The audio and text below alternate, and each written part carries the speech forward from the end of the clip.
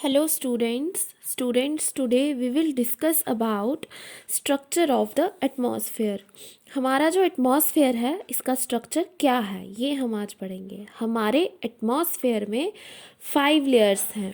Earth surface से start करके ऊपर तक जाएंगे तो पूरा एटमॉस्फेयर जो है उसके अंदर 5 लेयर्स हैं, 5 अलग अलग स्फेयर्स हैं। 5 अलग अलग स्फेयर्स में ब्लैंकेट को डिवाइड कर दिया है। कौन कौन सी लेयर्स हैं? ट्रोपोस्फेयर, स्ट्रेटोस्फेयर, मीजोस्फेयर, थर्मोस्फेयर और एक्सोस्फेयर। ये 5 स्फेयर्स मिलके, ये 5 लेयर्स मिलके एटमॉस्फेयर बनाते हैं। इन 5 लेयर्स में कुछ ना कुछ वेदर रिलेटेड फिनोमिनन जुड़े हुए हैं। इन सारे लेयर्स में डिवीजन भी किया गया है और डिवीजन के बाद जो बॉर्डर्स होते हैं उन बॉर्डर्स को अलग अलग तरह से नाम दिया गया है।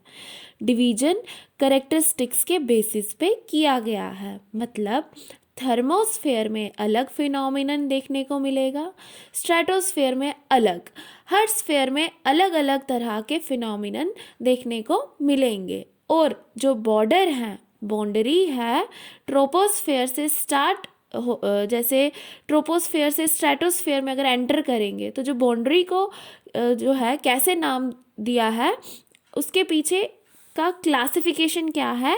नीचे वाला जो स्फेयर रहेगा, नीचे वाले स्फेयर के नाम से बाउंड्री का नाम रखा जाएगा। जैसे ट्रोपोस्फेयर है, उस ट्रोपोस्फेयर के बीच में जो बाउंड्री होगी उस बाउंड्री को क्या कहा जाएगा? ट्रोपोपॉज, पॉज ऐड कर देंगे। वैसे ही स्ट्रेटोस्फेयर और मीजोस्फेयर के बीच स्ट्रेटोपॉज। तो ये है कि कैसे बाउंड्रीज जो होती हैं दो स्फेयर्स के बीच में उन्हें नाम दिया जाता है। उसके बाद हम एक एक करके इसे डिस्कस करेंगे, इनकी कैरेक्टरिस्टिक्स देखेंगे। सबसे पहले आ जाता है ट्रोपोस्फेयर। अर्थ की जो सबसे नियरेस्ट स्फेयर की लेयर है जिसमें हम रह रहे हैं वो है ट्रोपोस्फेयर। अब कुछ कैरेक्टरिस्टिक्स है। ट्रोपोस्फेयर मोस्ट इम्पॉर्टेंट लेयर है एटमॉस्फेयर की। मोस्ट इम्पॉर्टेंट इसलिए है क्योंकि पूरा एटमॉस्फेयर है और आपको रहने के लिए ज़मीन ही चाहिए, मतलब आप ज़मीन पे ही रहोगे और ज़मीन को पूरी तरह से कवर ट्रोपोस्फेयर ने किया है। ट्रोपोस्फेयर में जितनी भी weather related, climate related phenomenon है वो यहाँ पे हो रहे हैं। तो इट्स एवरेज हाइट जो है इसकी वो कितनी है? 13 किलोमीटर।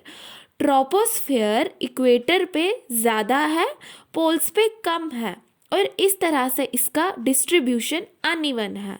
ट्रोपोस्फेयर अर्थ के कुछ पार्ट्स पे बहुत ऊपर है इक्वेटर वाले और कुछ पार्ट पे नीचे है। इसी कारण से हम कहते हैं कि it's average height is 13 kilometre. The air we breathe exist here. हमारा जो सबसे ज़्यादा इंट्रैक्शन है वो ट्रोपोस्फेयर से है। तो हम जो एयर ब्रीथ करते हैं, ऑक्सीजन जो है वो यही एग्जिस्ट करती है।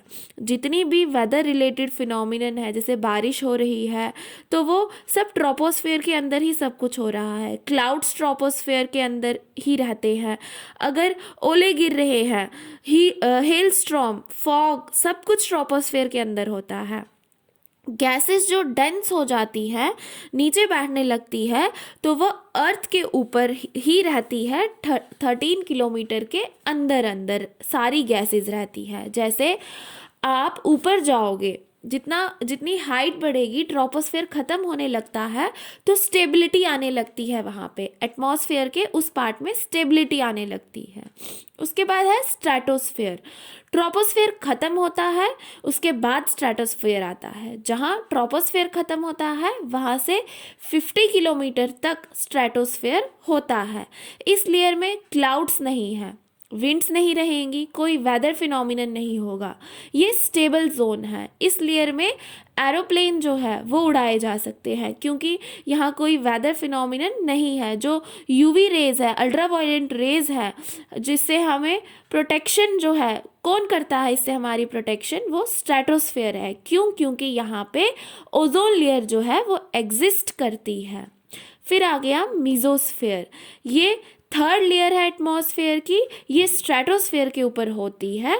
50 किलोमीटर से 80 किलोमीटर तक हमारा मीजोस्फेयर रहने वाला है।